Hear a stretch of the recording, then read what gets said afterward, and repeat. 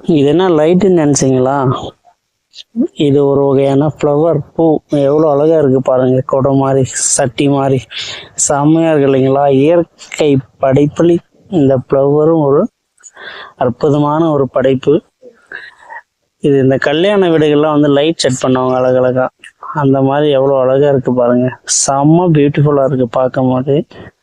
எவ்வளோ ஒரு அற்புதமாக இருக்குது பாருங்கள். இது என்ன ஃப்ளவர்னு தெரியல. இது வந்து பூ வைக்கிறதுக்கு முன்னாடி குட்டி பிஞ்சி பூன்னு சொல்லுவாங்க இல்லையா, அதுதான் பிளாக்காக. அதுக்கப்புறமா அந்த மகரந்தங்கள் அது மேலே வந்து பொசு பொசுன்னு வெல்வெட் மாதிரி சூப்பராக ஸ்பாஞ்சு மாதிரி அப்படியே வெடிக்குது. அது வெடித்து அழகாக கவர் ஆகிடுது. சூப்பராக இருக்குங்க, ரொம்ப அழகாக இருக்குது. இந்த மாதிரி மரம் வளர்த்துங்கன்னா ஏதாவது ஃபெஸ்டிவலுக்கு, கோவில் திருவிழாவுக்கு, இல்லை வீட்டு ஃபங்க்ஷனுக்கு இந்த ஃப்ளவரை ஒடிச்சு அழகாக தொங்க விட்டிங்கன்னா செம்ம சூப்பராக இருக்கும். சூப்பராக இருக்குங்க, அழகாக இருக்குது. இது என்ன ஃப்ளவர்னு கமெண்ட் பண்ணுங்கள், நானும் தெரிஞ்சுக்கிறேன்.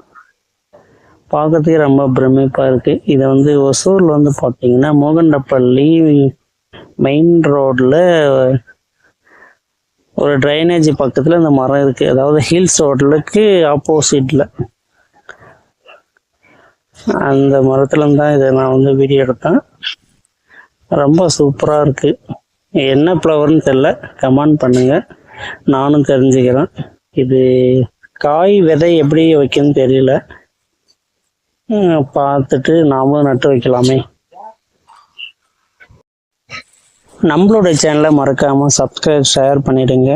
இது மாதிரி அழகான சுவாரஸ்யமான வீடியோக்களை எல்லாம் நம்ம சேனல் அப்டேட் பண்ணுறோங்க. உங்களுக்கு உடனுக்குடன் நோட்டிஃபிகேஷனாக வரும். ஸோ முடிஞ்ச அளவுக்கு ஷேர், சப்ஸ்கிரைப், பெல் பட்டனை கிளிக் பண்ணிவிடுங்க.